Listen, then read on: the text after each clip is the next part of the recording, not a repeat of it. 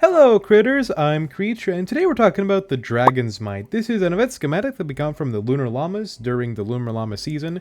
That was the season before the Pirate season, and pretty simply, this is a very interesting weapon, because a lot of time when you ask people about dragon weapons, they say that they're just plain garbage. When I don't really think that's the case, I just think they're a lot more tied to utility rather than damage.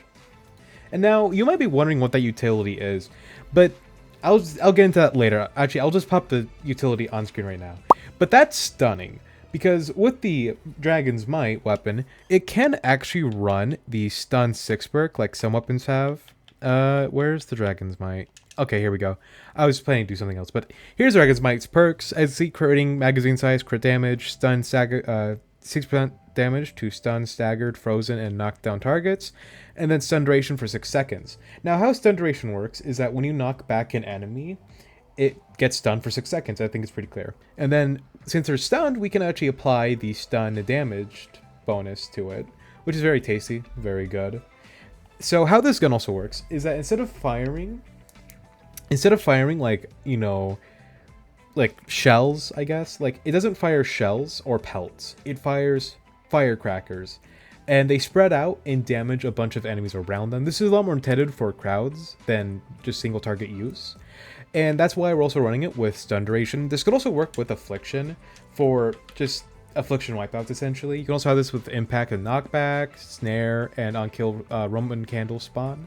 But honestly, this might just be better with stun and staggered, because if you get this to a defender, then they're going to be stunning everything.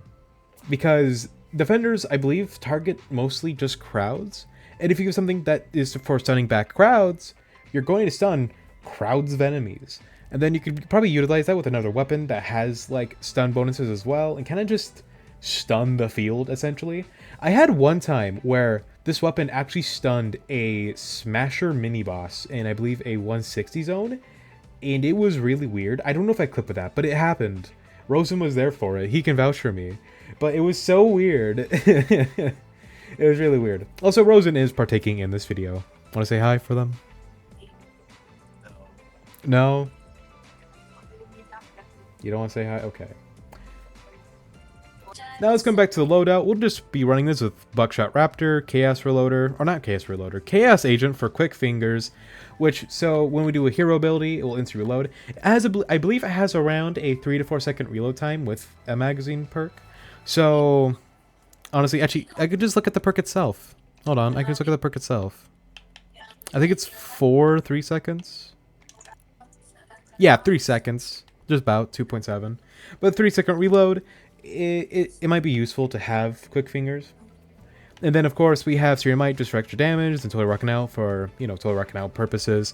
And that's about it. So let's get in game and let's showcase this weapon, shall we? Already, we are in defense, actually. But we are in game, so let's go craft ourselves the copy. Oh, you know, it's not a Bright Core. Mine's not a Bright Core schematic. Mine is Sunbeam, of course. I've had this gun for a while. I have been utilizing it with my defenders, obviously. Though I did forget to change my defenders' weapons, as you can see. I did forget to change them. You probably saw that in the recording there, but whoopsie-doo. Also, Rosen is here today. They can say hi if they want, but I won't make them. But if we just go look for some enemies, you'll see what I mean by weird stunning capabilities. Because I've had it stun mini-bosses before, which is really weird, because I've had it stun mini-bosses that were smashers. It was really weird. Rosen was there for it, though, so that's fun. Now, we do a bit of a crowd over here, which is what this gun is really meant for. It is meant for just crowds, because you fire these firecrackers, and it explodes, and bam, they're stunned, and then you can do it again, and bam, they're dead. And honestly, for being a dragon weapon, it's doing fairly fine. Like, usually with normal shotguns, you know, the fire is one per pellet, but this does all at once, so the damage is kind of spread out for that. And of course, you can increase that damage spread out by actually adding more bullets to its magazine, which you can do, which of course I showed for the perks. Actually, I probably didn't. I know how long you guys watch my videos. I've been spreading that shit out, you know. But, but as you know, the more you add, the more better it becomes, honestly, when it comes to magazine perks and shotguns. So, yeah. But we do have some wafers, so later down the line we can't do a wafer test. So let's just run over to this crowd over here too and showcase the weirdness, I'd say. Because honestly, this gun is really good for stunning. And kind of just killing things. Like, honestly, it's really good at it. One firecracker can actually kill a husk. Sometimes. And honestly, yeah, you see right there, it kind of worked out. It kind of worked out. But let's see if we go find some mist monsters. Those would be some tasty tests. Be very, very quiet. We're hunting for mist monsters. Now, a lot of time, your firecrackers will kind of spread out and go for other things. I feel like it really just flings them in a wide range. Not really anything deliberate. So that is something you want to take into mind. But as you see, it took about 2 fires of the Dragon's Might to kill that thing. 2 to 3. Pretty impressive, I'd say. Especially for such a underutilized and underlooked weapon. Because when you ask anybody about the dragon weapons, they just say they're sort of bad. But as you can see right here, it's doing fine. Not bad, but just fine. So right up ahead, we actually have a little mimic. So the firecrackers on impact won't activate on a mimic, but they will blow that up after landing, of course. And honestly, that did fairly fine. I feel like my defender did a big portion because I am running them with a 5 shots in a row to cause an explosion, a Hydra. I have a video on that weapon. Check it out. Very tasty weapon, I'd say. But that was a very interesting thing to look at. I didn't know the impact, the firecrackers hitting the enemy wouldn't cause that impact explosion and not activate it. But it's good to know that the explosions will activate mimics, because usually for mimics you don't even have to like search them, you can just shoot them. So that is something to keep in mind. Also, I should be running a rocket launcher. Actually, I do want to try out this bowler a bit more. It's been on my to-do list, but it'll get its own video, so yeah. Oh, what was that, Rosen? I guess we're going to be doing 1-tile tire traps today. Oh, hold on. Let me run over to do creature tells. So if we go over to the defense, you can see it's really well designed. There's no wall traps, but we have a row of anti-airs to stop tankers from throwing and lobbers. We have tar traps to stop the husks and smashers from breaking the walls immediately. Wall darts in these sections, which is pretty good. But then if we go right here, we have a big problem. 1-tile high tire traps. Of course, with tire traps, these will work, but it will do little to no damage.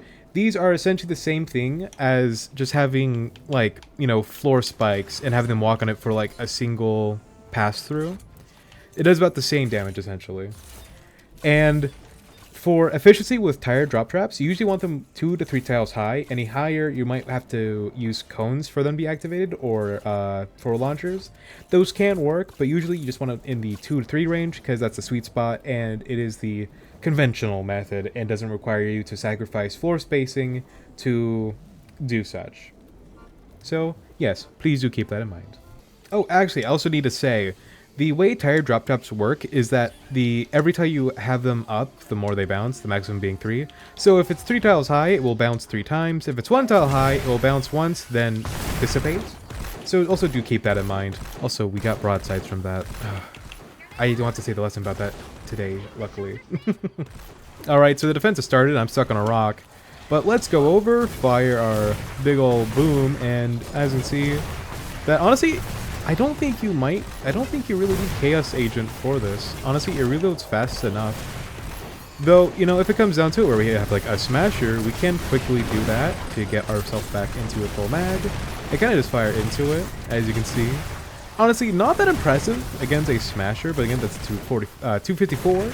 I might have to do a second match of this later to double check the capability against a 160 smasher. But do keep that in mind that, of course, the 254 smashers are usually a lot more beefy than, you know, a 161. So don't take that as a bash against a weapon. That's more of a holy shit, why is it so strong thing. Now, as you see, the firecrackers, most of the time, will actually just go around an enemy. So honestly, like I said earlier, this is more of a crowd weapon where you want to shoot it into crowd sections. I am dead. Due to that blaster over there, probably. Rosen, I need help, Rosen. Oh, Rosen. My hero. Thank you, Rosen. But no, all jokes aside, This is definitely more of a crowd weapon, so since they're all coming from this ramp area, might as well just fire into it. And they're over there, so, you know, might as well fire into the crowd. You know, this isn't really something you're meant to be using for a single target. You know, a good example of a single target weapon is a bazooka, or a different shotgun, honestly. Just, like, this is more definitely intended for just crowd clearing, because with the Spriggy fire style, it definitely is not going to be hitting a lot of the enemies. But the stun is definitely more useful in this situation, since it can stun out the whole crowds. I'll have to do another match and showcase it with defenders to show what I mean, because it's really good. Now, Rosen did send out their defenders with this gun, the Dragon's Might, but none of them spawned in due to a recent bug where it's misproperly spawning and distributing the defenders amongst players. But as you see, the whole thing is stunned. The whole crowd that was over here was just stunned, and we had 6 seconds to wipe them out. And honestly, it feels like this has a bit of like a 3-4 second reload, so honestly, you might want to use Chaos Agent in between sections. And you see, Rosen was dead, but I used the Dragon's Might to stun the Husks around him, so I can get a bit of a quicker revive on him. Very tasty, very good. And a lot of time, it's actually just killing the enemies that are being aimed for. So honestly, this could work in many ways, suited to your needs. You can also run this with Affliction and kind of just have Affliction wipeouts if you want, but I view this more as a stun utility-esque weapon more than a weapon of necessarily use. Now right here we have a mini-boss. It killed me before I could kill it. But I do have a new ref sheet on screen. Wow, isn't it so pretty? It kind of explains stuff, but there's some stuff I probably need to go change up because not everyone has, you know, the Storm King's Ravager. Not everyone has that. And also, energy does 75% damage to, you know, all elements, not just round. Well, it's round damage. It's 75% damage, not 100% damage. There's some things I need to specify and clear up on the ref, but hey, it's good. It's good. Actually, you might see the updated version. I might pop that on screen. Yeah. Oh, yeah, look at that. Holy shit. It's the updated version. I didn't know I actually made that. But I did. But anyways, as you see, the weapon is relatively fine. Though if you're just doing this all by yourself, you might not have the most fun time stunning whole crowds of enemies because you have to go manually do it. But you know what that brings us to? Defenders! These have been recently updated to actually support player weapons. Instead of the default ones, we can actually now select weapons they have, which is really good for these type of situations, like stunning shotguns.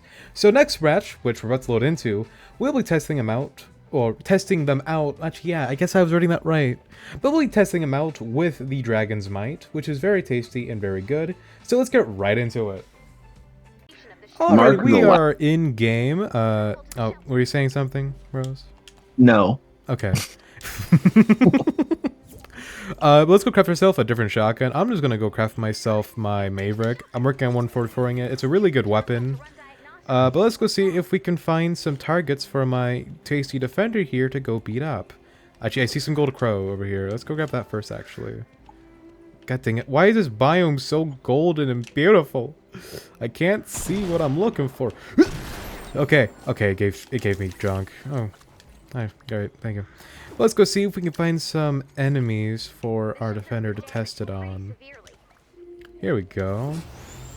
Over here. Let's even let's take her. Let's get our defender over here. Defender! There we go. Now as we see, when he does fire into the crowd, he does seem to be doing a full reload. And as it does apply the stun, and then if they get too close, it's hitting multiple enemies, and then just completely stunning them. Then we can come in with our Maverick and kind of just take out the stun enemies. Now, you can actually run a Maverick with the stun bonus. And that one got away. But I don't have mine as that. I have mine towards affliction purposes. So do keep that in mind for this part of the showcase of the Dragon's Might. More of a review than an actual showcase, but you get my point. But yeah. Anyways, let's see if there's some more crowds for this guy, shall we? Look at my shoes. Well, I don't have shoes. I have hooves. You into that? So right up, we actually have a little bit of crowd. I forgot to start recording, but as you can see, they just stun them. Then actually, it knocks them around a bit more. So honestly, I think if you had a weapon where it does like bonus damage to... I want to say there's a weapon type that's like... if you knock back an enemy, it does like 12 base damage. I don't know if that would be applicable to this weapon because obviously it doesn't have the 6 perk, but maybe like defenders can have that and have a very like knockback and boost weapon. Okay, these keep dropping traps. I need schematics for like weapons and guns, not traps. Now, where is my defender? Oh, here he is. Come on. Hurry up. Hurry up. No, don't get stuck on planks. There we go. Yep. You can do this. Come on. They're right next to you. Let me wake them up. Maybe he's being respectful, letting him sleep. But as you see, absolutely stuns out the crowd. They come on with your own weapon and just take care of them. Though, honestly, it might just be faster for you to just kill them yourself without the defender doing the stunning. But sometimes there's just too many enemies, so this could honestly be really handy. If I do find a storm chest, I think that'd be a really good example of stunning, but I think also the encampment might be applicable to the situation. What? Oh. Oh.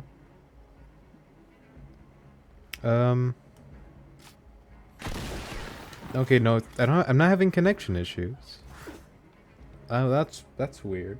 Let me just go grab this string of sea bots right here. Which I think that's the last ones we need, funnily enough. All in a single row. All next to the sea bot scanner. There's even more nearby. They all kind of spawned up here. That's weird. But right up, we actually have an encampment. Wow, look what I came over here for. So let's just see if our defender can do our goodness and stun them while we try to do the encampment. Might be a good wombo combo. I don't know if blasters can be stunned. As you see, they stun the enemies, and they're mostly just targeting the defender that's attacking them right now. But as you see, it made the encampment test extremely easy. So honestly, just having a defender that might have the dragon's might with, you know, stun, it could really just make things fun and easy. So yeah, here, we'll just watch him do his thing. Right, Plum?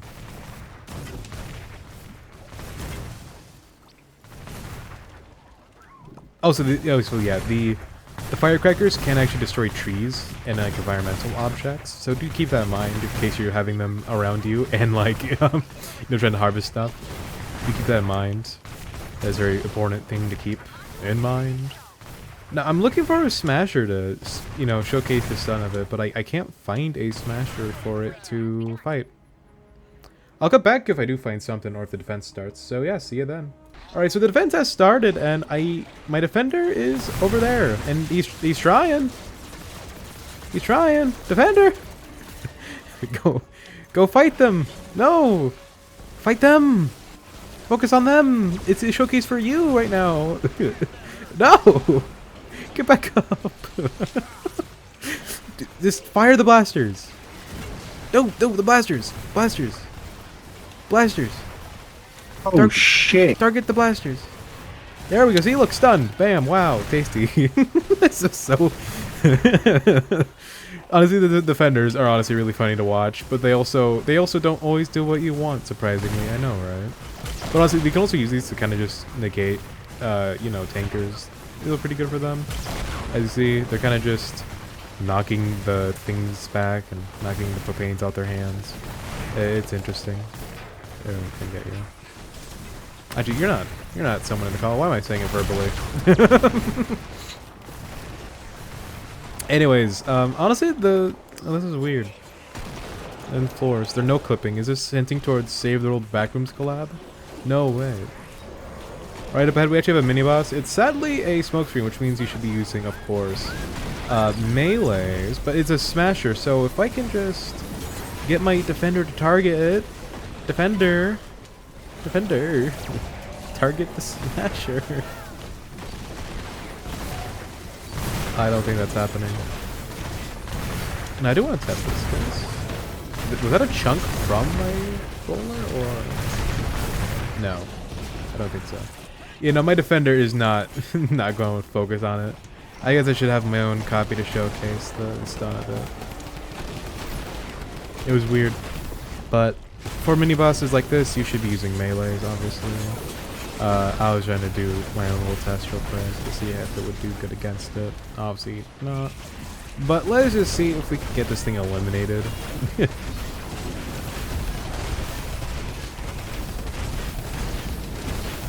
No, I'm not following my own guy right now. I'm actually using a different melee, but that's because I just don't want to go craft my Storm King's Ravager. Or, yeah, Ravager. Yeah. I just want to go. I don't want to go craft mine, so I just pulled out my Storm King's Fury, which also works, but it is better to use Storm King's Ravager or like a Storm Blade or a Spectral Blade. If you need a base game option, I know the Husks Cleaver can do good for mini bosses in these levels, so that is also another good option for mini bosses. But do keep that in mind, is that you don't just have to use them, but my rev sheet does recommend alternatives, but they don't cover all elements. The Spectral Blade is locked to physical, not nature, physical, water, and energy. The Storm Blade's locked to energy only, and the Storm King's Ravager. I don't know if I keep wanting to say Ravager. But that's locked to physical energy, so if you're looking for alternatives that could be any element, it is kind of good to go for like a Husks Cleaver. It does work. It's not going to be the strongest as, you know, the Storm Blade and stuff, but it will work. So if it's what you have at hand, it will do. So anyways, I'll see you in lobby for the final analysis. So the Dragon's Might. A fairly solid weapon choice if you're looking for something more utility, but something that necessarily isn't going to be that tasty if you're trying to kind of use for damage. It can work, but honestly, since the firecracker spread kind of all around about, it doesn't really seem reliable. Now, I am totally not recording this segment of the video days later. I'm totally not doing that. This is totally not days later. I totally didn't space the fact that I didn't record the outro. That's not what's happening. Trust me. And I'm also not lazy. I'm not totally being lazy and not changing the model to be more consistent. That's totally not what's happening. I'm totally not like 6 days late to recording the outro. But honestly, if you're looking for a good utility weapon, this can be it. But when it comes to damage, it's not that consistent since the firecrackers do, yes of course, go everywhere. Now, I hope you enjoyed this video. I know I said it a lot in it, but honestly, when I was recording this video initially, it was like 1 in the morning and I was really tired, and also a lot just happened that day. So I was kind of just forcing myself to make the video because I wanted to do it before the adventure season ends, which it has by now actually. We are now in the Blasted Badlands, which means we have a fire zone, which means you should be using metal and ice weapons or water weapons. That's the way you want to kind of do it. But yeah, we are no longer in a nature zone, which does make this video kind of too late to really be useful for some people, I guess. But it's good to just have, because you can always come to this later once the pirate season returns and nature enemies are back, and use this as a very stuttery and brain loopy guide. But I hope you enjoyed this video, and I hope to see you all next time. Like and subscribe, and goodbye, my critters.